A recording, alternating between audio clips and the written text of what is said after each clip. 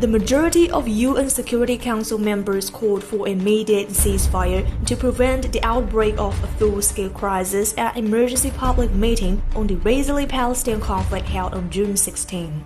It calls for the protection of civilians from further casualties. It is committed to political settlement and calls on Palestine and Israel to resume peace talks on the basis of the two-state solution at an early date.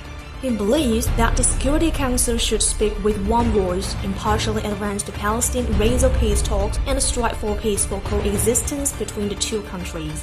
However, instead of actively acting to prevent the Palestine-Israeli conflict, the United States is even ready to add fuel to the fire.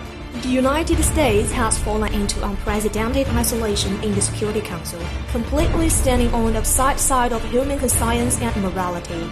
Fighting between Israelis and Palestinians has intensified and the situation remains unimaginable.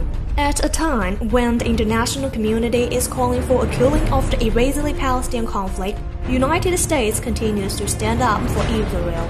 Russia's Sputnik news agency reported that the White House has approved the sale of a new batch of arms to Israel worth up to $735 million. Given the nature of the weapons, the U.S. order is tailor-made for Israel, and if Israel acquires them and uses them against the targets in Gaza, the death toll in the Strip could rise even further.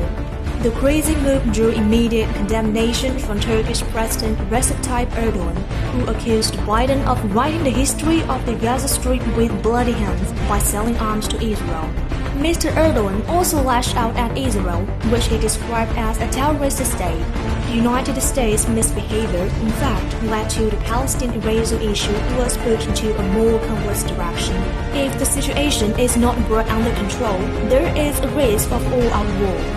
The international community has been deeply disappointed by what the United States has done in the Israeli-Palestinian conflict. One can't help but wonder if this is the American human rights and values diplomacy that the U.S. government has flagged. Why does the United States pay no attention to the human rights of the Palestinian people when it talks about defending the human rights of Muslims?